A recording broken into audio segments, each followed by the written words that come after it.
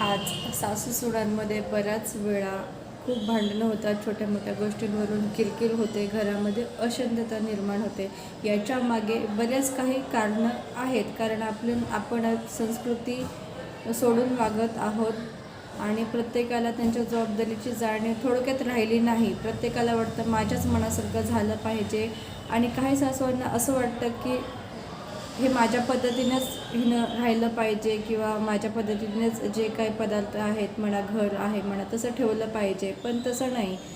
त्यांनी संसार केला ना त्यांच्या वयामध्ये, यंग एजमध्ये, तर त्यांनी आता थोडंसं याच्यामधून रिलॅक्स घ्यायचं आहे.